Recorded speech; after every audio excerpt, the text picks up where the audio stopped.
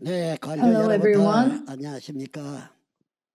I've heard that you're doing your ministry and I've heard that you're doing hard work. Today,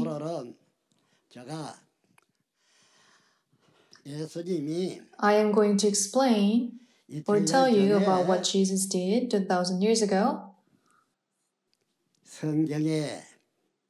So among what he prophesied in Bible, I will share that today.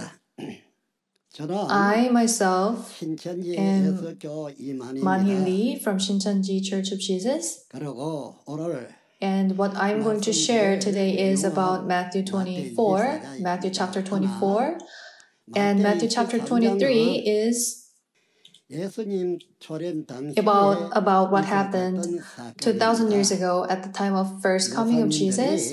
I'm sure you've read this many times, and I'm sure you really understand about this content well, but the reason why I'm telling you, I'm speaking about Matthew 24 today is because what you've understood so far about 24 and what I understand, what I tell you today, there must be a difference, and you have to understand, you have to know what is different. I am not coming from a religious background. I used to just do farming in the countryside. I haven't really went to churches. I wasn't evangelized by anyone. So that is why I'm just here to speak of what I have seen and heard. I was fighting at the front line in Korean War. And when I came out from the army military, I went back to the countryside to do farming. But when I was really young, I used to pray with my grandfather. My grandfather used to pray every night with wearing the Korean traditional clothes. He was praying, and I did not understand what was happening, what he was doing, but I was just following what he was doing. And my grandfather said, in heaven there is God, and he blesses everyone, and that's how people live their life really well. So after I came out from the military, I was living in this countryside with my father. I was doing farming there. And at that time, every morning and every night, I was praying to God. I cannot exactly remember how I was praying in those times, or how I was praying, but at that moment, there was this huge light star approached to me. It was approximately 7 meters height, and I was really surprised. I was really amazed, and I ran to my father and I woke up. He woke up, and I said, "There's a star approaching to me." And he looked at the star and he said, "This star is really huge and it's really bright." And in the old saying, it says, "When there is a great man, when there will be a great man, the star will appear." And it might be the sign that a great man will appear.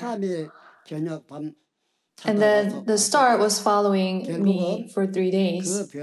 And because of the star, I promised to God with my blood that I will walk on this life of, path of life of faith.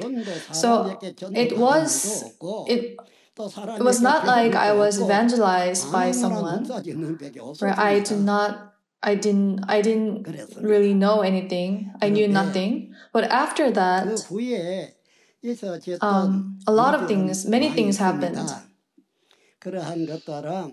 I cannot speak of all things because of the time limit, but today I will share about Matthew 24, the things that I've seen and heard and understood. So please listen to it, and if you find anything that you think is wrong, if there is anything that you think that it's wrong, then tell me, because I do not want to speak of those things. In the old days, just as how Moses and Jesus spoke of the things that they heard and saw, I'm doing the same thing. Jesus, in the old days, to disciples, Jesus answered to questions of disciples regarding what will happen in the future, and that was the contents of Matthew 24. So, like I mentioned before, Matthew 23 is about what happened at that time, 2,000 years ago, but Matthew 24 is about what will happen at the time of the second coming, and these are regarding what will happen at the time of the end. And the disciples of Jesus asked Jesus about Jerusalem when they introduced about Jerusalem to him. And Jesus, what he said was that it will be destroyed and nothing will be left. But then these disciples, they were asking these questions, but Jesus, he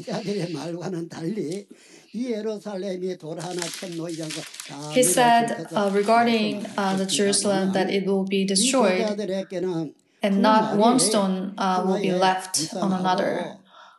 And the disciples asked Jesus again. So when Jesus was sitting on the Mount of Olives, the disciples came to him privately and asked him, "Tell us, when will this happen and what will be the sign of your coming and of the end of the age?" So what will be the sign of your coming and of the end of the age? So we have to remember this phrase, the end of the age. What they asked was about what will happen, the signs of the end of the age. And what Jesus replied, the first thing that he said as answer is to watch out that no one deceives you. For many will come in my name, claiming I am the Christ, and will deceive many. So many people will come in my name and will deceive you, but do not believe that, do not follow them. So you have to be careful that you will not be deceived. So that was the first answer. And then he continued with, nation will rise against nation and kingdom against kingdom. So then, Bible in Matthew 24, if Jesus is talking about, when Jesus is talking about how the Jerusalem temple will be destroyed, and when and disciples asked him when will this happen, and Jesus answered, at that time nation will rise against nation and kingdom against kingdom. That's what he said. So people are not helping each other, but they will be handed over to persecuted and put to death, and they will hand over each other to death. And also in Matthew 10, and parents and children, they will put one another to death. They will betray one another and put one another to death. And that's what will happen. So likewise, so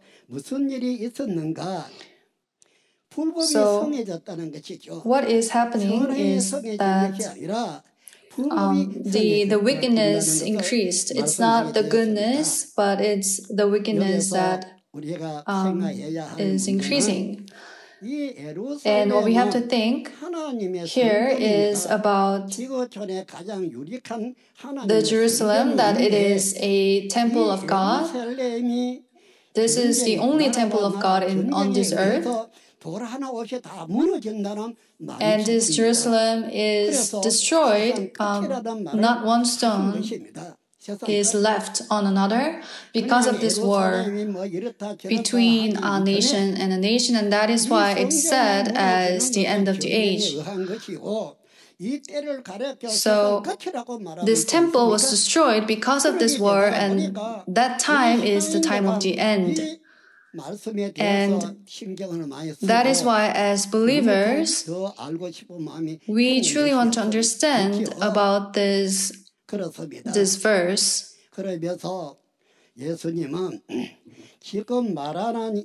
And Jesus said, all these things that I'm speaking to you, this is the gospel of the kingdom of heaven, which is the gospel or the words of about the kingdom of heaven. And it says, and this gospel of the kingdom will be preached in the whole world as a testimony to all nations, and then the end will come. So what disciples asked Jesus was really simple. When will this temple be destroyed, and what will be the sign of your coming and end of the age? So to answer that, Jesus just answered to that question. And Jesus also said, this gospel of the kingdom will be preached in the whole world as a testimony to all nations, and then the end will come. So this will be the war, and this will happen. So when we think of it, what Jesus spoke to disciples, and it's been 2,000 years ever since he spoke to them, and for the last 2,000 years, this gospel, Jesus' gospel, it went to all over the world, and everyone knows about Jesus now. And that's how the gospel really traveled around the world. And what does it say also? It says, when you see standing in the holy place the abomination that causes desolation, let those who are in Judea flee to the mountains. And he also said, spoken of through the prophet Daniel, let the reader understand. And he spoke about this destroyer. So who are these destroyers? Destroyers are the ones who destroyed. And that is why they're called as destroyers. It says the temple is destroyed and not one stone is left on one another, meaning it's destroyed. So the destroyer had a war, right? This nation against nation. And I will tell you one reference from Revelation 13. Revelation 13, there is God's temple, Jerusalem, which is God's temple, but there is this enemy, group of dragon, the beast with 7 heads and 10 horns, and this beast came into this temple and fought, had a war, and who won? Beast won this war. So people who belong to God, they betrayed and they received this mark from the beast and they worshipped. They're following the beast. They were defeated by the beast and they now follow and worship the beast. So if you really think about this, if it says the abomination that causes desolation standing in the holy place, meaning the destroyers came into God's temple and they won. So the temple was destroyed and destroyers, they destroyed. So the destroyer standing in the holy place, meaning the temple is now defeated by this beast and destroyers, and the ones who belong to the temple, now they belong to the beast and destroyers. So that's the sign of the second coming, and that is the event of God's temple falling or the destruction. And it was not destroyed by just any event, but this is a war between religious world. It's not a war between a non-religious world. So we have to understand who are this enemy and who are the destroyers. And if there is anyone who have seen and heard all these events in the location, then that person will know. When this event happen, there will be a person who will witness everything, and that person will know. So the destroyer destroyed the temple and standing in the holy place, meaning the Jerusalem is destroyed, and the ones who destroyed, they are in the holy place, in God's kingdom. So these things, we have to really understand what really the Bible says. And what is the reason that this Jerusalem was defeated by this destroyer? It is because Jerusalem was corrupted, and those who belong to this God's temple, because they handed over each other to kill, to death, so that they will be put to death. And that's what the Bible says. And that is why the wickedness increased, and Jerusalem became weakened, and they fell. So, all the pastors, I'm sure you understand about this, right? And we understand that this cannot happen in our churches, right? This Jerusalem, God's temple, that it became corrupted, this is something that we should also think about as well. Why did it become corrupted? If they had the truth, if they had the complete truth, then they would not be corrupted. Would they really hand over their congregation to death? So, to our congregation, we have to really train them with the complete truth. Who are going to train them? You, all of you. Leaders, pastors, you all have to do this, and we have to make sure that we do not become corrupted. Should we all be destroyed just as how they were destroyed? Do you think destroyers should be really standing in the holy place? We have to know what is happening, and we have to make sure that these things do not happen. And what it also says, so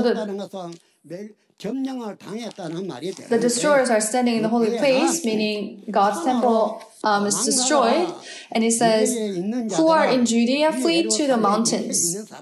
So those who are in Jerusalem, they were told to flee to the mountains. All of you pastors here, do you know which mountain is this? It says they have to flee to the mountains of salvation, right? Where God is, or where Jesus is.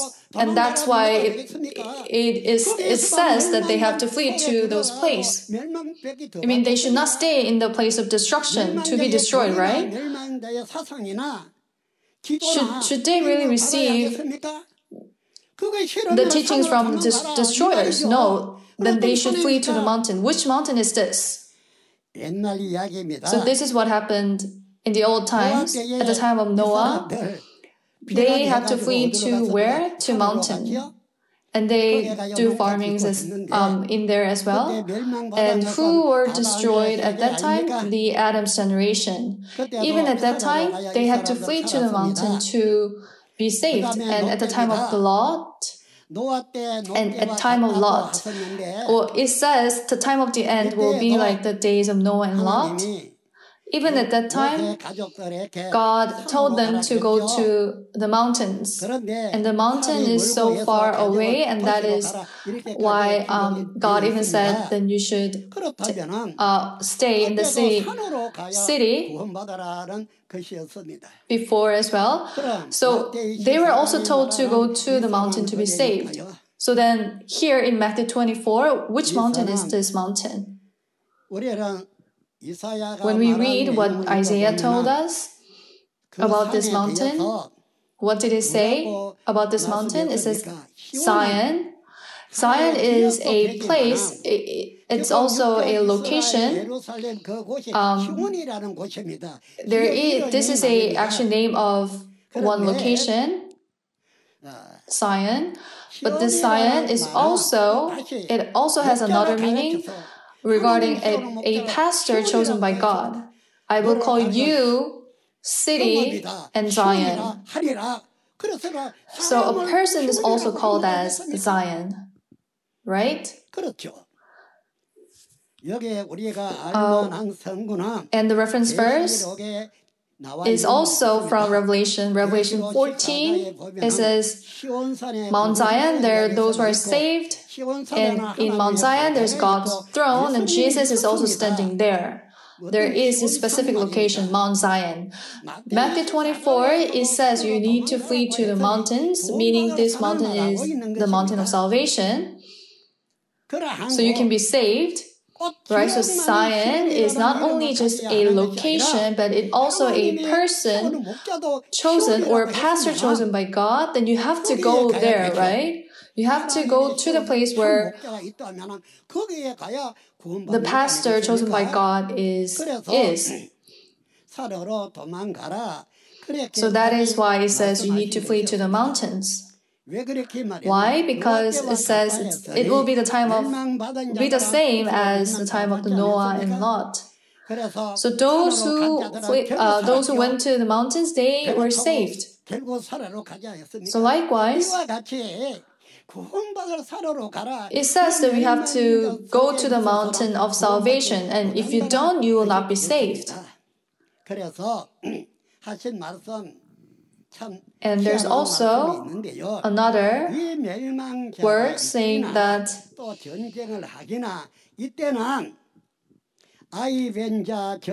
how dreadful it will be on those days for pregnant women and nursing mothers. Who are these pregnant women and nursing mothers? Yes, people get married and they bear children, they give birth to children, right? They're pregnant women.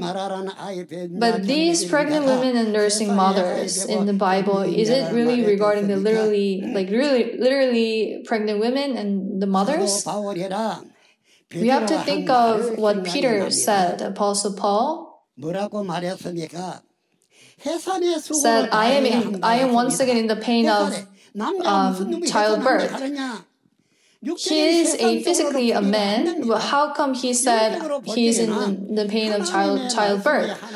Well, spiritually, because seed is God's words, right? So the one who has God's seed is actually the pregnant woman, is like a pregnant woman. So teaching God's words, giving God's words, it's like giving the milk, breast milk, to raise children. So then these women in reference today, Matthew 24, who are these people? Who are these pregnant women and nursing mothers? They're the pastors of the churches, right? All of you, you are raising children with words. So pregnant women and nursing mothers, they're the pastors. And all of you who are gathered here today, all of you pastors,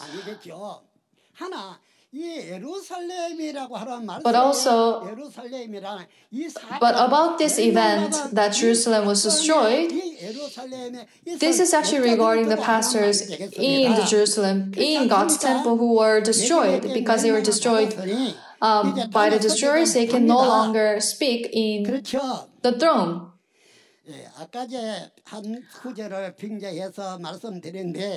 In Revelation 13, I mentioned this before. It says, no one can sell or buy unless they have the mark. So likewise, no one can teach unless they have the mark of the beast, meaning they can no longer speak the words, no longer teach their congregation, and the destroyers are there. So this is actually what's happening to the pastors of Jerusalem. This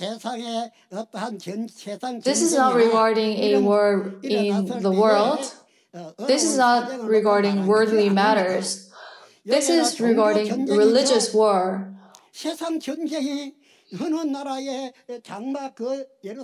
There is no war in the world fighting over Jerusalem, God's kingdom. So people who are having a war here, they're religious world. This is regarding religious matter. So the pastor who's teaching here, pastor who were teaching in Jerusalem, it is talking about those people. So we have to understand these things from the Bible. We have to understand the true meaning of these words so we can act upon these words and then also believe in these words. We cannot just say, I just believe in all this, everything. When you do not truly understand all this, and when you do not understand and you say you believe in this, that's not right. So when all these things are happening,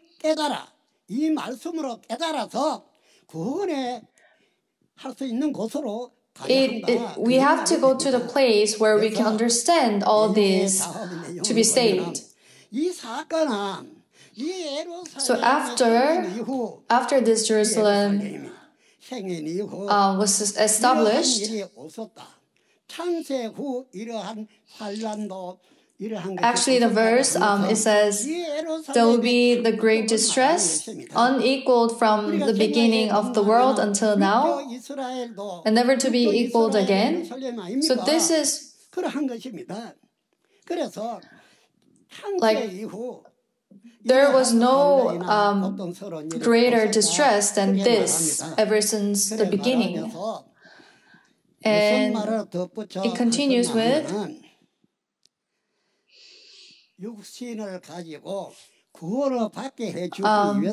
if those days had not been cut short, no one would survive, but for the sake of the elect, those will be shortened. So about this distress, if we look at the Old Testament prophecies, it was actually set for 70 years, the destruction period, but then in the Old Testament times, it was actually 70 years. You can find it in the history.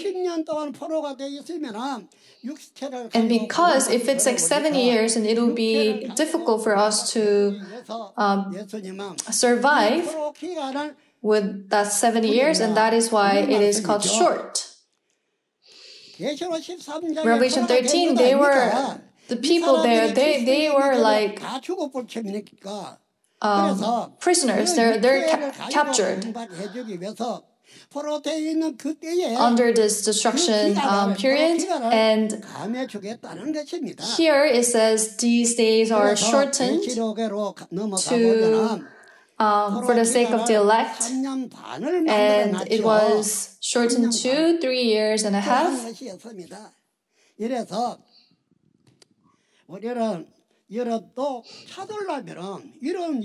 So to take back Jerusalem that was taken away, we have to fight against them. They took away what do not belong to them, right? So we have to take it back from them. So Jesus came back. The fact that God came to Jesus and Jesus came back, it is all because to take back this earth. that was taken away. From whom? From Satan, from this group of Satan, right? We have to fight against them and take it back. In Revelation, even from the very beginning, what's happening is a war. And fighting over this war, the time of God reigning over will come.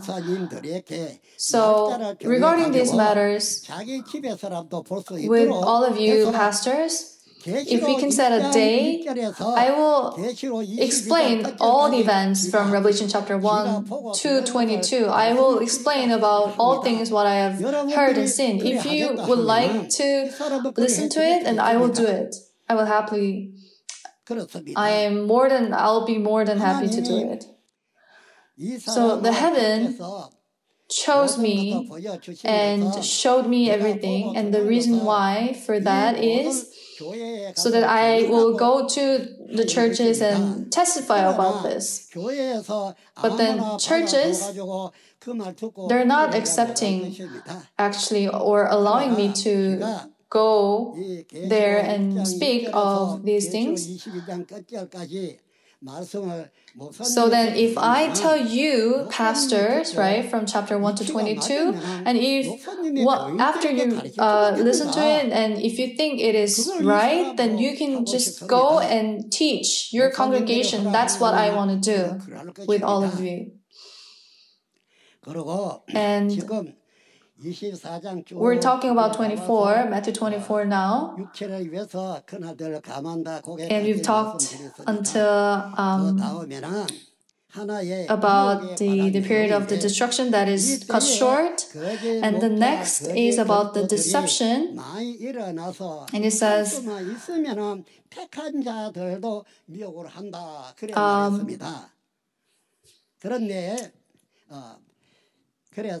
the false Christs and false prophets will appear to deceive even the elect, but do not follow them, do not be alert. And also verse 29, immediately after the distress of those days, what's happening? Well, it says it's a distress.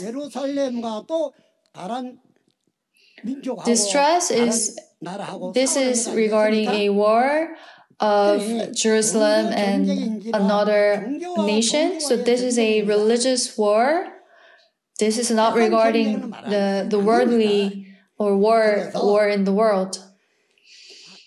So immediately after this event, meaning a nation will rise against a nation, a war between a nation and nation, or a Jerusalem and the destroyers. At that time, the sun will be darkened and the moon will not give its light. The star will fall from the sky. So because of this war, the sun and stars, they lose light, they fall from the sky. They fall from belongings of God, but they fall to the earth. They lost their light and they fall from the sky. Then, meaning this is like the end of one age. This age of Jerusalem, that's God's kingdom and God's people. They're the chosen people of God. They're the chosen family of God. And the churches, so-called Orthodox churches, we're not talking about the people in the world, just people out there. That's not right, actually. So it says all these things will happen. And it says nation will rise against nation and kingdom against kingdom. There will be these things. And these things must happen. Why? Because the coming of Jesus happens after all these events. So immediately after the distress of those days, the sun, moon, stars fall. So then it's the night, right? It's not the day, because sun, moon, stars, they fell and they lost their lights, and it's a complete darkness, and it's night. And Jerusalem was destroyed. And at that time, the sign of the Son of Man will appear in the sky. And the problem is, this sky, where is the sky? Is it the sky that we're looking up in the air? The blue sky? What sky? Which sky is this? Sky, meaning it's heavenly kingdom. It's God's kingdom. And not only that, Genesis 37, verses 9 to 11, family of Jerusalem, father, mother, and children, they're like the sun, moon, and stars. And where they are in the sky, right? So in this main reference, sun, moon, stars, they are darkened and they fell, meaning people in Jerusalem. It's about the people in Jerusalem, and that's when the sign of the Son of Man will appear in the sky, meaning Jesus comes back for the second time, and he will come with many angels. And he will send his angels to the four ends, and he will harvest. He will do the work of harvest.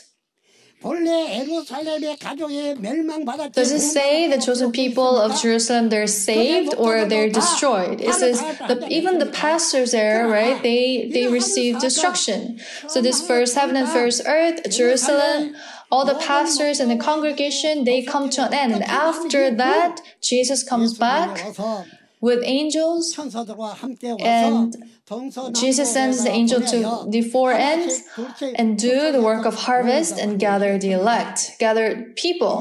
And after he said about this, what did he say? Heaven and earth will pass away, but my words will never pass away. So he is saying, he is proving that everything will be fulfilled as it is. So what we have to understand here is that the first heaven and first earth, God's people, the chosen people of God, along with Jerusalem, they are destroyed and they come to an end. Revelation 13, it also talks about how one age comes to an end. And after that, Jesus comes. And from the four ends, he will gather the people, and who he will gather. This is regarding the second coming of Jesus, right? God sowed his seeds in the time of the first coming, and the fruits, he's gathering the fruits of those seeds. And it's to establish the new kingdom with those people, right? It's a new age, because the first things are now gone. So Jesus is gathering these people, and what he really stressed on is that he really emphasized that heaven and earth will pass away, but my words will never pass away. And just as how it says in Revelation 21, the new heaven and new earth will be established, newly created. But these heaven and earth will pass away, but my words will never pass away, meaning all my words will be fulfilled as it is recorded. And he also talks about the time, but at this time, or regarding this time, no one knows about the day or hour, nor the Son, nor the angels in heaven, but only the Father. So, Father is the only one who knows, and unless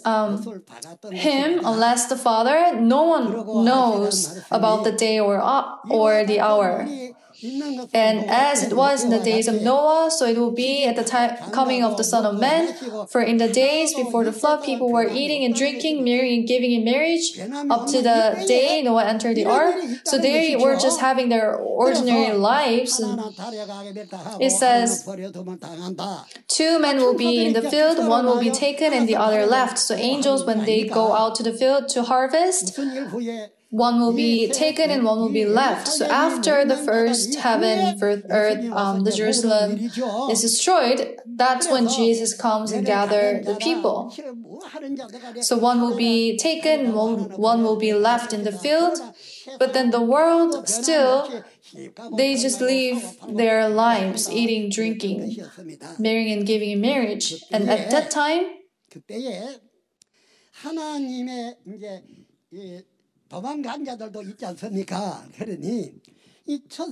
so there once again this division of people who ran away and people were taken from angels.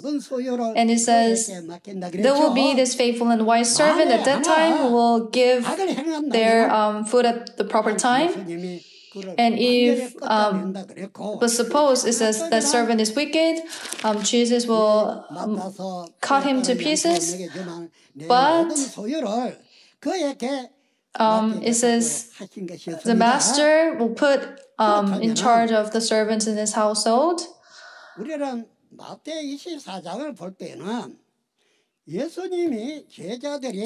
And he will put him in charge of all his possessions. So this is once again regarding what will happen at the time of the end as a sign of the second coming.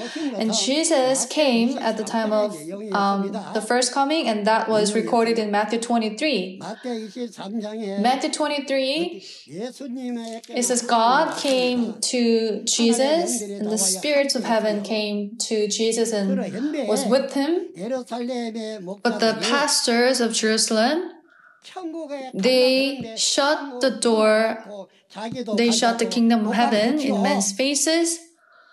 But today, this should not happen, right? At the time of the first coming, Jesus was the heaven where God was. And the pastors at that time blocked the way to Jesus. And that should not happen today. Pastors, you should go out and check first. If we're teaching the things that are not from the Bible, or if we're teaching what is from the Bible. So myself here, I'm here to speak to all of you pastors for your understanding. Matthew 23 is what happened 2,000 years ago. So that's not something that I have heard and seen myself, because that happened 2,000 years ago. But Matthew 24, this is it has been fulfilled, and I am the person who has seen and heard all these things. I've seen all these things, and that is why I'm speaking of these things to you. There is no one else. I'm just speaking of the things that I've seen and heard. The revelation that I'm speaking to you, there is no one who told me about these things. There is no one who helped me with all this understanding. I used to just do farming. I did not have any background. But Jesus chose myself, and He showed us everything about Revelation from chapter 1 to 22, and He sent me to churches so I can speak of these things, to testify about these to you. So I'm here and sent to testify about these things, to where? To churches. And so you think the churches will really allow me to speak, or will accept me? Once again, I was not evangelized by anyone. I did not study any theology. But here, I'm just speaking of the things that I've seen and heard. And what I have seen and heard are about the events, all the events of Revelation 1 and 22. I did not add or took away anything about it from it. I'm just speaking of these things as it is, as just exactly as I have seen and heard. So myself here, I'm telling you, all the pastors here, I would really like to tell you all about this revelation. So after you listen to it, you can just go to your churches and just teach them. Teach your congregation in your churches. So Revelation 22:16, Jesus said about this person that he sent me to the churches. I am the messenger sent by Jesus to the churches.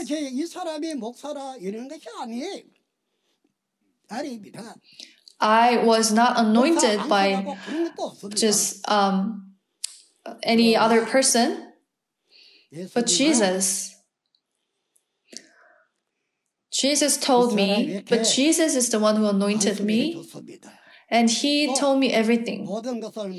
He is the one who showed me of all things that he was fulfilling one by one, each by each. So the things that I've heard and seen, that's what I want to tell all of you pastors. And this is true. So I'm not just talking about just any random story, or once again, I have no background in theology or anything, but I have learned this. I have learned the laws of God, laws of heaven from God. That's true. This is true. So here today, I've met all of you pastors. I just thought that I should at least speak to you in this matter today, and that's why I'm speaking to you today. Matthew 24 is about what Jesus said regarding the Jerusalem, that it will be destroyed and not one stone will be left on one another. And the disciples asked Jesus, when will this happen and what will be the sign of your coming and of the end of the age? And to answer those questions, Matthew 24 is really about the answers to the questions. And Jesus, he said, there's so much to tell you still, but I'm telling you this. And in Revelation, there's so much that I need to tell you. So, and it says, Revelation, we should not add or take away anything from it, then we will not be saved. But what about you? Have you or haven't you added or subtracted anything from the Revelation? Or don't you want to know more and understand about Revelation? Revelation is a book of prophecy, and when these are being fulfilled, and the entity, physical entities will appear according to what it is recorded.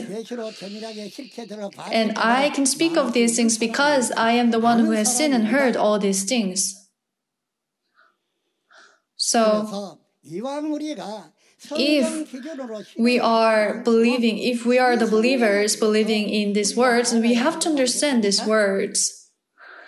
In the old days, God told Moses about each and everything to instruct Moses in a specific way. Even to Jesus, God told everything in detail about to Jesus, and Jesus did everything according to what he has seen and heard. Read John 5:17-19. Even Jesus, he was just doing what God told him to do. So likewise, I was just a person who used to just farming in the countryside. I knew nothing. I had no knowledge. But regarding God's words, He showed me, I was shown all these things, and that is how I understand these things.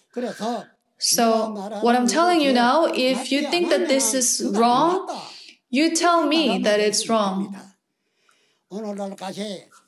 I've been testifying about these things for the last 38 years, but there was no one, not even one pastor who told me that this is wrong according to the Bible. There was no one. If there is anyone here, then raise your hand.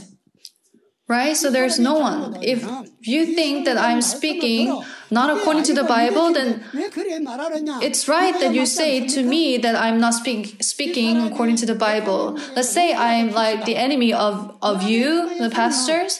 But even Jesus said, we have to even love the enemy. Jesus said we have to even love our enemy. Do you not pray the Lord's Prayer? What do we say in the Lord's Prayer? Forgive us our debts as we also have forgiven our debtors. Isn't that how we pray in the Lord's Prayer? So Jesus said we have to forgive our enemies and we have to forgive others. Unless we forgive others, and our sins will not be also forgiven. So we have to even love our enemies. And we have to forgive even the sinners. And that's the true love, right? That's being obedient to God's words, isn't it?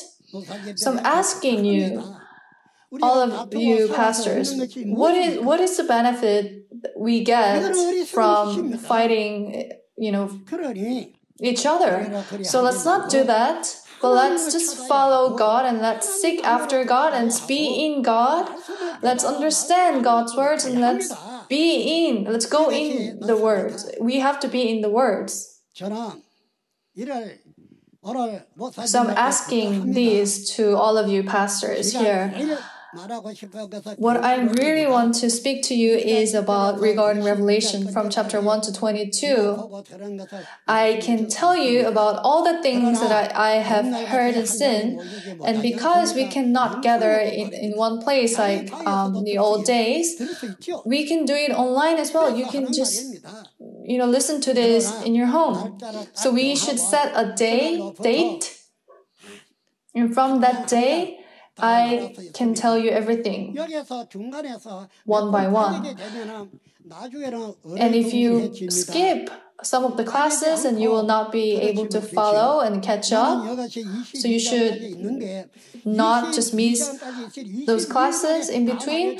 But once again, I can tell you all the events of Revelation chapter from 1 to 22, even the physical realities. I can tell you about all these things even. Is there anything else that is more clear than this? In Revelation 2 and 3, there are 7 messengers that Jesus who were chosen by Jesus.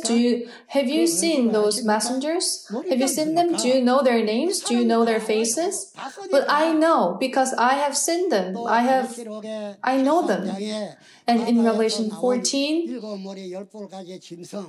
or Revelation 13, there is the beast coming out from the beast with a sea from 7 heads and 10 horns. Do you know their names?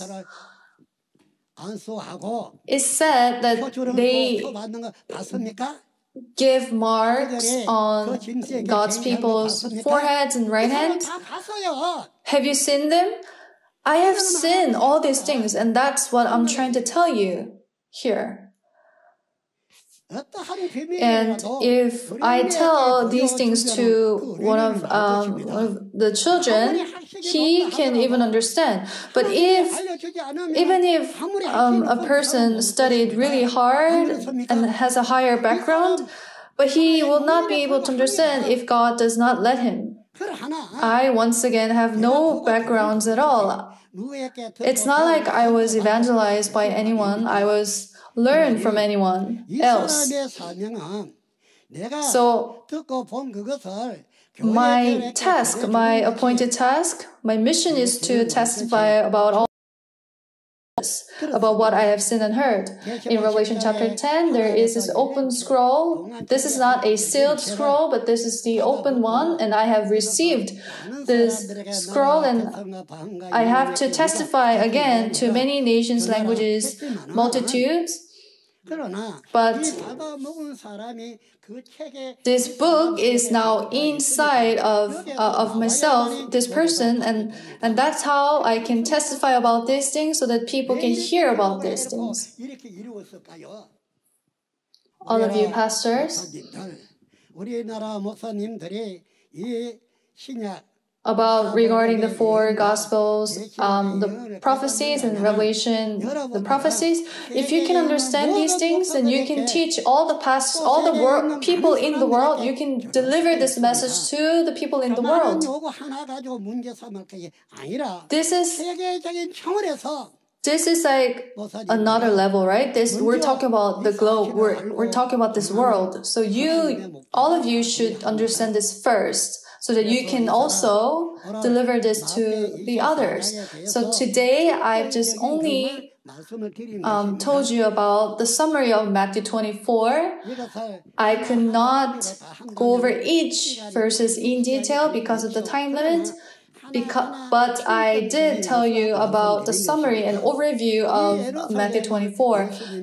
And Jerusalem was destroyed, and not one stone is left on another, just as how Jesus said. And the devil is now in control, and with the maddening wine, it's destroying the whole world. It's just all nations, meaning it's the whole world. So we can really understand how great their authority is. And they destroyed, the devil destroyed all the nations with maddening wine. Wine comes from the vine, right? In Isaiah 25, it also talks about the wild vine. So we have to understand about the Bible, and we have to understand that about this event, that God is now beginning the new era after finishing another the before age.